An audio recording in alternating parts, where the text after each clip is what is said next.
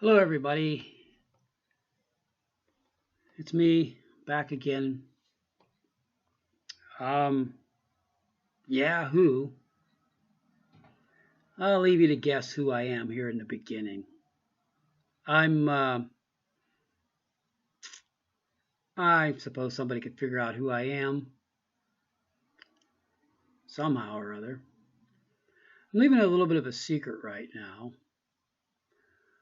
Um, both first and last name. Only because, well,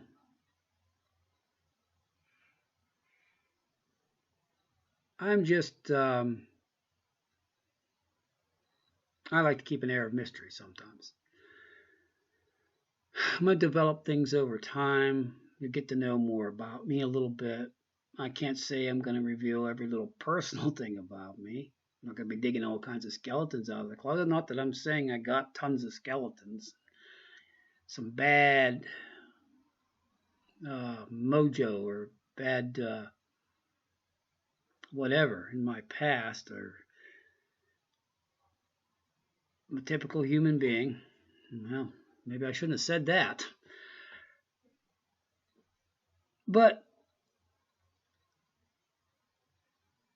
more will become known about me and what my channel is more about. I have a description, and in that description, I thought I covered pretty much, what I'm going to be covering in my videos as a general, expansive description of what my channel will be about. Although that can change a little bit, and the description may not be 100% accurate. Suffice it for now that that's what it's going to be about, and be more about what I put in the description, perhaps with time and development. I'm new to this whole thing. And as I stated in my test run video that I pretty much referred to it as, that I had tossed this idea around about YouTube videos for a while, YouTube channel. Had one at one time, got rid of it, only put a few videos on there, 4 I think altogether. Couldn't seem to do anything more. That I had certain concerns. I was worried about whether I was going to infringe upon any copyright stuff. Of course, I learned there's a fair use disclaimer and some other things, and there's ways of putting certain content on, maybe if you have certain permission. It's like I even decided one time I thought I was going to take pictures and put on some of these shutterpoint.com because I liked a little bit of photography. Now, I'm not an A1 photographer, but I thought I had a little bit of a knack for taking good pictures and capturing the essence of some scenes. Well, you find out too that if you have something in, let's say, your hometown, certain landmarks and stuff, if they appear in certain pictures, somebody can come along and say, well, you didn't get permission to have that in your picture.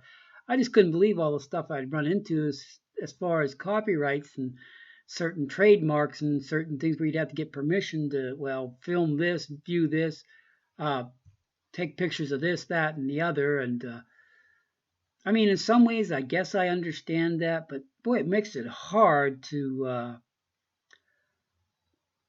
to have any kind of pictures that you're going to use to have as a source of revenue, or any videos you're going to have as a source of revenue. But it's probably dark. I need to turn on the light here in this room.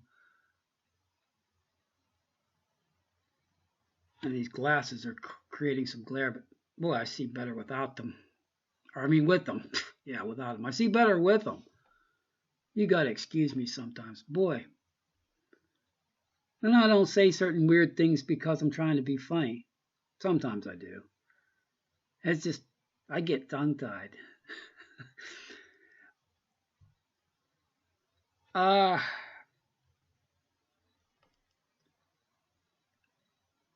had different things I was thinking about today that would be good content for another video.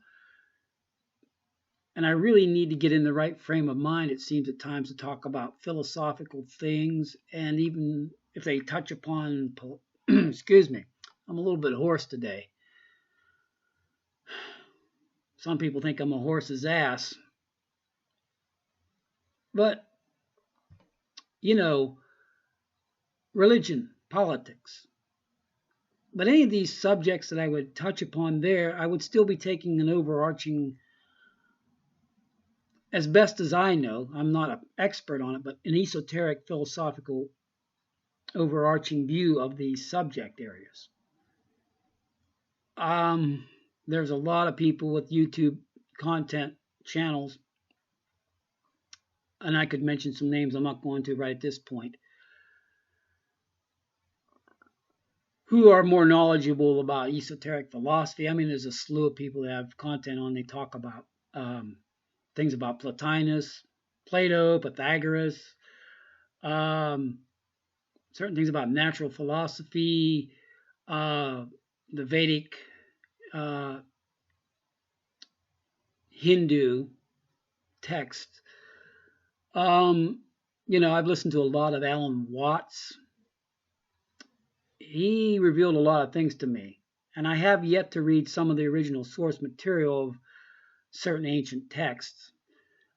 I've been pressed for time. I have to make a living, and well, anybody that's out there that knows that they have to go to work and punch a time clock seems to cut into some of your time to be able to do things you really enjoy or to do any extra reading, and that really sucks.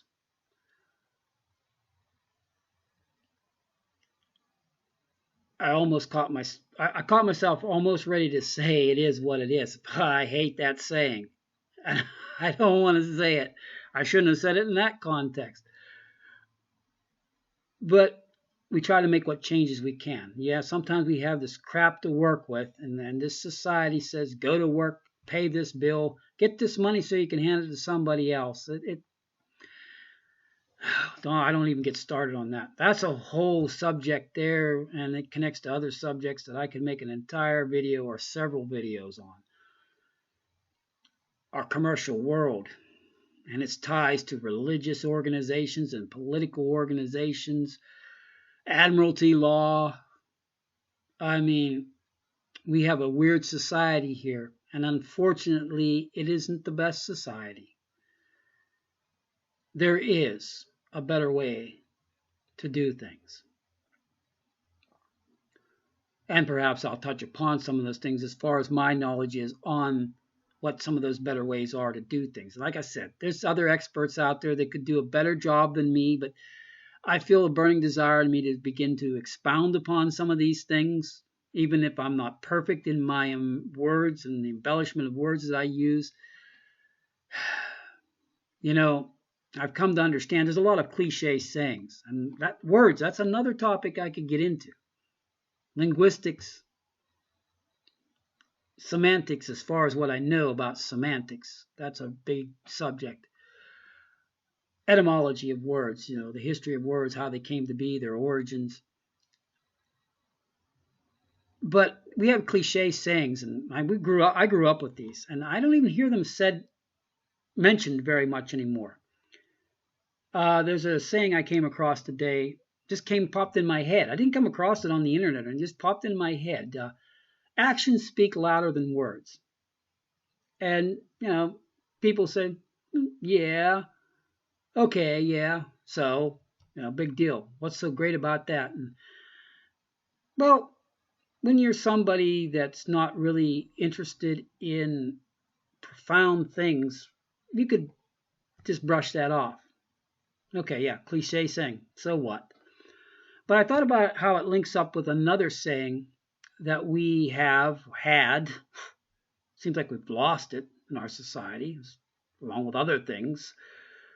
People would say a picture's worth 1,000 words.